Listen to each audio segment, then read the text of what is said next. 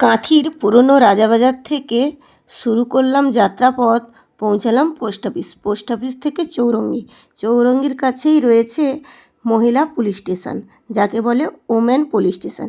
তারপরে রাস্তা বরাবর গিয়ে তোমরা দেখতে পাবে কন্টাই জেল, যাকে তোমরা কি জানি বলো বাংলায়, সংশোধনাগার। তো সংশোধনাগার, তারপরে রাস্তা বরাবর চলে যাব পুরো একদম দুটো পরপর স্কুল রয়েছে। কি বলো তো, তোমরা নিশ্চয়ই গেস করতে পারছো। তো প্রথমে রয়েছে ব্রাহ্ম বালিকা বিদ্যালয়, তারপরে রয়েছে হিন্দু বালিকা বিদ্যালয়। তো একটা প্রাচীরের বরাবর বিদ্যালয়গুলো। তো বন্ধুরা, যারা কাঁথিবাসীর মধ্যে দেখছো ভিডিওটা, কারা কারা এই দুটো স্কুলের মধ্যে পড়াশোনা করেছো অবশ্যই কমেন্টে জানিয়ে দিও। আর পুরো ভিডিওটা একটু দেখো মনোযোগ সহকারে। যারা কাঁথির বাইরে থেকে দেখছো অবশ্যই ভিডিওটা দেখতে ভুলো না। তো বন্ধুরা, তারপরে দেখতেই পাচ্ছ হরিসভা রাধাকৃষ্ণের মন্দির। আর এই নতুন গেটটা হচ্ছে শ্রী শ্রী মহাপ্রভু চৈতন্যদেবের নতুন মন্দির।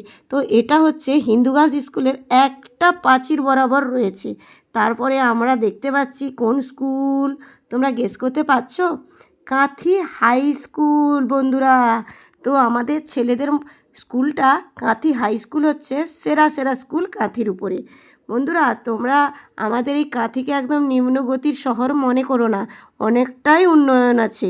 কারণ স্কুল হিসাব করতে গেলে অনেকটাই পথ আমাকে অতিক্রম করতে হবে কাঁথি ঘুরে ঘুরে। তো বন্ধুরা, আজ কাঁথির অনেক জায়গাগুলো দেখাতে পারলাম এই ভিডিওর মাধ্যমে। তো আমার কিন্তু অনেক দিনের ইচ্ছে ছিল কাঁথিতে কোথায় কী আছে একটা করে ভিডিও বানাই, তো তা তো সম্ভব হয়ে ওঠে না।